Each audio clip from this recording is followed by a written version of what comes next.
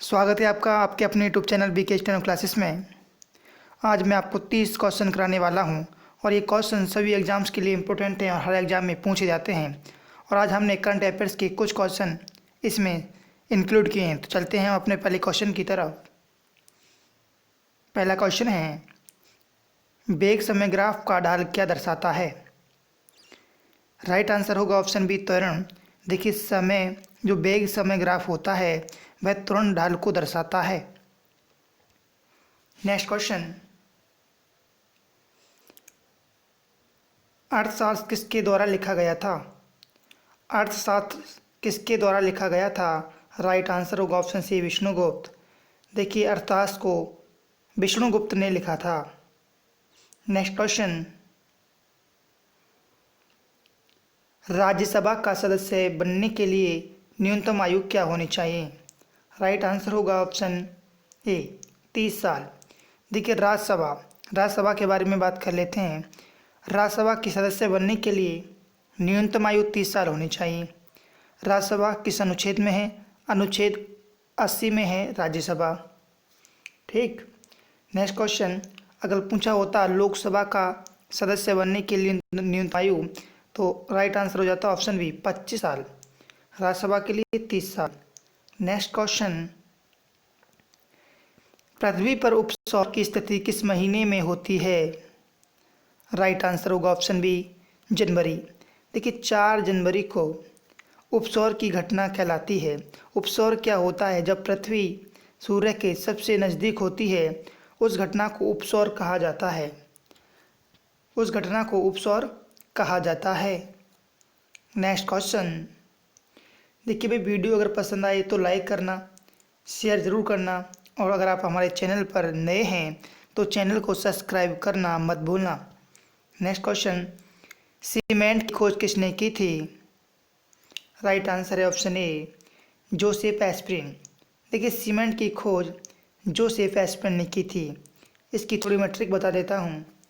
देखिए, सीमेंट, जैसे ही आपके क्वेश्चन में सीमेंट आता है, आपके माइंड में ये क्लिक करना चाहिए कि सीमेंट से हम जो शेप देना चाहें, जो शेप, जैसी शेप देना चाहें हम सीमेंट से वैसी शेप दे सकते हैं घर की। चाहे हम ईंट को इधर लगाएंगे तो ऐसी शेप हो जाएगी, उधर लगाएंगे तो वैसी शेप हो जाएगी। तो सीमेंट आपके माइंड में आया तो हम सीमेंट से जैसी चाहें वैसी शेप दे सकते हैं। नेक्स्ट क्वेश्चन, बहुत ही इंपॉर्टेंट क्वेश्चन है ये। किस मौलिक अधिकार का वर्णन डॉक्टर बी.आर. अम्बेडकर ने संविधान के हृदय और आत्मा के रूप में किया है? राइट आंसर बनेगा ऑप्शन डी, संवैधानिक उपचार का अधिकार। देखिए, संवैधानिक उपचार का अधिकार आर्टिकल 32 में आता है और इसको डॉक्टर बी.आर. अम्बेडकर ने संविधान का हृदय और आत्मा कहा है। देखिए, मौलिक अधिकार की बात कर लेते हैं। ये यूएसए से लिए गए हैं। कहाँ से? यूएसए से ये लिए गए हैं। 12 से 35 तक आपके मौलिक अधिकार हैं। 12 से 35 तक, ये भी याद रखना, 12 से 35 तक मौलिक अधिकार हैं। नेक्स्ट क्वेश्चन,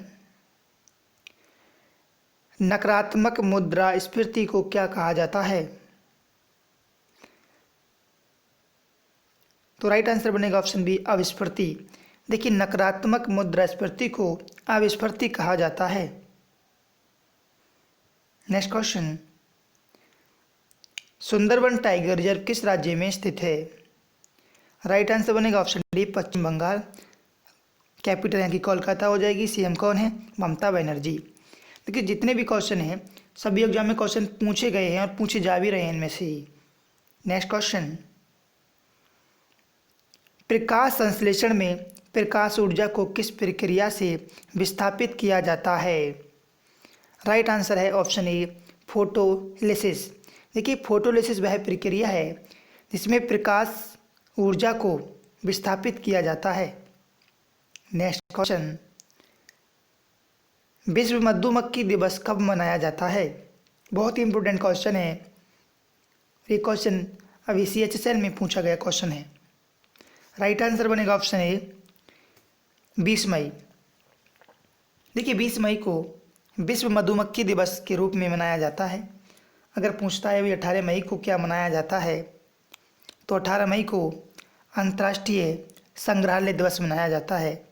18 मई को अंतर्राष्ट्रीय संग्रहालय दिवस। 14 मई पूछता है, इतना इम्पोर्टेंट नहीं है, मकर संक्रांति दिवस मनाया जाता है इस दिन 14 और 15 मई को। मगर 11 मई आपका इम्पोर्टेंट है, क्योंकि 11 मई को राष्ट्रीय प्रौद्योगिकी दिवस मनाया जाता है। नेक्स्ट क्वेश्चन, मंगोलिया की राजधानी क्या है?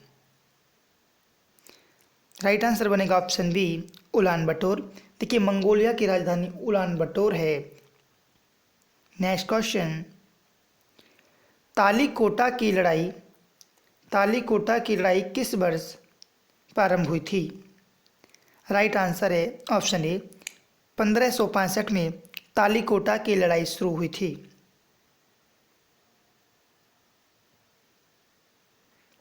अब तालीकोटा की लड़ाई किन किन के बीच हुई? तो दक्कन की जो सल्तनत थी उनके और विजयनगर साम्राज्य के बीच होता है तालीकोटा का युद्ध। नेक्स्ट क्वेश्चन, हीराकुंड बांध किस नदी पर बना है? राइट आंसर है ऑप्शन सी, महानदी पर बना है। और ये कहाँ है? ये उड़ीसा में है। क्वेश्चन इस तरह से पूछ सकता है भी, हीराकुंड बांध किस नदी पर बना है? महानदी। हीराकुंड बांध कहाँ स्थित है? तो राइट आंसर बनेगा उड़ीसा। नेक्स्ट क्वेश्चन, किस हिल स्टेशन को सतपुड़ा की रानी कहा जाता है? राइट आंसर है ऑप्शन ए, पचमंडी। देखिए, पंचमंडी को, यहाँ पर अंकी मिल गई, पंचमंडी को सतपुड़ा की राजधानी कहा जाता है, सतपुड़ा की रानी कहा जाता है। ये मध्य प्रदेश के होशंगाबाद जिले में है। कहाँ है? मध्य प्रदेश के होशंगाबाद जिले में है। आखिर सतपुड़ा की रानी क्यों कहा जाता है इसको? क्योंकि यहाँ की जो प्राकृतिक सुंदरता है उसके कारण इसको सतपुड़ा की रानी कहा जाता है। नेक्स्ट क्वेश्चन, ऊष्मागतिकी प्रणाली में वह प्रक्रिया जिसमें दाब की मात्रा स्थिर रहती है, उस प्रक्रिया को क्या कहा जाता है? आइसोकोरिक। राइट आंसर बनेगा ऑप्शन बी। देखिए, आइसोकोरिक एक वह प्रक्रिया होती है जिसमें दाब की मात्रा स्थिर रहती है, दाब की मात्रा स्थिर रहती है। देखिए, जितने भी क्वेश्चन हैं ये सभी क्वेश्चन न्यू पैटर्न पर आधारित हैं। इसी तरह के क्वेश्चन आपसे एग्जाम में पूछे जाएंगे। इंद्रावती टाइगर रिजर्व किस राज्य में स्थित है? राइट आंसर होगा option D, Chhattisgarh. Indravati tiger reserve Chhattisgarh राज्य में स्थित है। नेक्स्ट क्वेश्चन, अरुंधति योजना का संबंध किस राज्य से है? राइट आंसर है ऑप्शन ए। देखिए, अरुंधति योजना का संबंध असम राज्य से है। ये योजना क्या है? तो बाल विवाह में कमी लाने के लिए अरुंधति योजना की शुरुआत की गई थी। असम के बारे में एग्जाम के पॉइंट ऑफ व्यू से क्या क्वेश्चन बनेंगे? असम की कैपिटल दिसपुर। सीएम पूछेगा सर्बानंद सोनोवाल। नेक्स्ट क्वेश्चन, अर्थशास्त्र का नोबेल पुरस्कार पाने वाला युवा अर्थशास्त्री कौन है? इसको वेरी वेरी इंपॉर्टेंट मार्क कीजिएगा, क्योंकि ये क्वेश्चंस न्यू पैटर्न पर आधारित क्वेश्चन हैं और ऐसे क्वेश्चन पूछे गए हैं। राइट आंसर है option A, Esther Duflo. Esther Duflo वह युवा अर्थशास्त्री है जिसे अभी नोबेल पुरस्कार मिला है। नेक्स्ट क्वेश्चन, पीसा की झुकी मीनार इटली में किस नदी के मुहाने पर स्थित है? राइट आंसर क्या होगा? राइट आंसर होगा ऑप्शन सी, आर्नो नदी पर। देखिए, जो पीसा की झुकी हुई मीनार है इटली में आर्नो नदी पर है। पो नदी भी आपका इटली में ही है, ये भी आप याद रखिएगा। इटली की राजधानी रोम। इराविकुलम नेशनल पार्क कहाँ स्थित है? राइट आंसर है ऑप्शन ए, केरल में। देखिए, इराविकुलम नेशनल पार्क केरल में स्थित है, ये आपको पता होना चाहिए। केरल के बारे में आपको तिरुवनंतपुरम इसकी राजधानी होती है। कहाँ? तिरुवनंतपुरम इसकी राजधानी। गवर्नर, कभी कभी गवर्नर भी एग्जाम में पूछ लिए जाते हैं। तो आरिफ मोहम्मद खान यहाँ के गवर्नर हैं और सीएम कौन है? पिनराई विजयन यहाँ के सीएम हैं। नेक्स्ट क्वेश्चन, देखिए, कमेंट्स बॉक्स में ज़रूर बताया करो कि वीडियो कैसी लगी और किस टॉपिक पे आपको वीडियो चाहिए। नेक्स्ट क्वेश्चन, निम्न में से किसका अध्ययन एंथ्रोलॉजी कहलाता है? राइट आंसर बनेगा ऑप्शन सी, फूलों का अध्ययन एंथोलॉजी कहलाता है। नेक्स्ट क्वेश्चन, दिया सलाई के निर्माण में निम्न में से किसका उपयोग किया जाता है।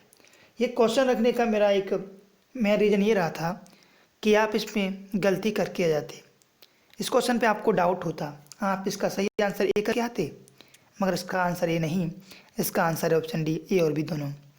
देखिए, दिया सलाई के निर्माण में लाल फास्फोरस और फास्फोरस ट्राइसल्फाइड का प्रयोग किया जाता है, यानी कि ए और बी दोनों से इसका सही आंसर है। सही आंसर ऑप्शन डी है। नेक्स्ट क्वेश्चन, जून 2020 में संयुक्त राष्ट्र महासभा के 75वें सत्र के अध्यक्ष किसे चुना गया। देखिए, संयुक्त राष्ट्र महासभा के 75वें अध्यक्ष किसे चुना गया है, ये आपको बताना है। इसका राइट आंसर है ऑप्शन सी, वोल्कान बोजकीर। तो वोल्कान बोजकीर को संयुक्त राष्ट्र महासभा का अध्यक्ष चुना गया है। नेक्स्ट क्वेश्चन, टॉप 500 कंप्यूटर में स्थान बनाने वाले 2 भारतीय सुपर कंप्यूटर हैं। देखिए, अभी टॉप 500 की अभी सुपर कंप्यूटर की लिस्ट आई थी, उसमें 2 भारतीय सुपर कंप्यूटर के भी नाम थे, वो कौन है।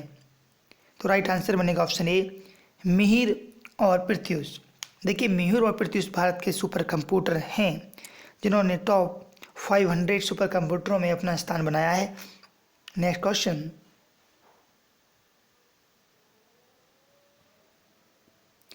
प्रधानमंत्री नरेंद्र मोदी ने कोलकाता बंदरगाह ट्रस्ट का नाम बदलकर क्या रख दिया गया है। वेरी वेरी इंपॉर्टेंट क्वेश्चन है। राइट आंसर बनेगा क्या, राइट आंसर है इसका option B, Shyama Prasad Mukherjee trust. जी हाँ, श्यामा प्रसाद मुखर्जी ट्रस्ट इसका नाम बदलकर रख दिया गया। नेक्स्ट क्वेश्चन में कन्फ्यूजन जरूर होगा, मैं अभी पहले बता रहा हूँ। इसमें देखिए, ताजे पानी का सबसे बड़ी झील आयतन की दृष्टि से कौन सी है, आप बताइए पहले इसका आंसर। चलो अब मैं बता देता हूँ, सही आंसर है ऑप्शन ए, बेकाल झील। देखिए, इस क्वेश्चन में कन्फ्यूज कैसे हो सकते हैं, ताजे पानी की सबसे बड़ी झील आयतन की दृष्टि से मैंने पूछा था, ना कि क्षेत्रफल की दृष्टि से।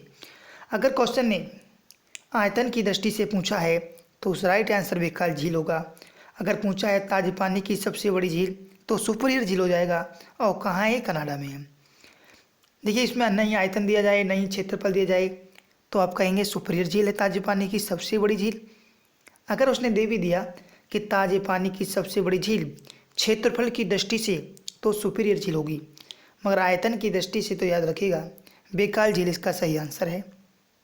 नेक्स्ट क्वेश्चन, देखिए, एग्जाम में क्या होता है ना कि इसी तरह के क्वेश्चन पूछकर आपको कंफ्यूज कर दिया जाता है और आप बड़े खुश होते हैं कि भाई वो वाला क्वेश्चन आया था और हम उसको सही करके आए हैं। यकृत रोग हेपेटाइटिस बी का कारक क्या है। राइट आंसर बनेगा ऑप्शन ए, डीएनए वायरस। देखिए, लीवर, ये देखिए हेपेटाइटिस बी जो होता है लीवर में इन्फेक्शन हो जाता है इसकी वजह से। अब आया है डीएनए, तो डीएनए की फुल फॉर्म भी बता देते हैं।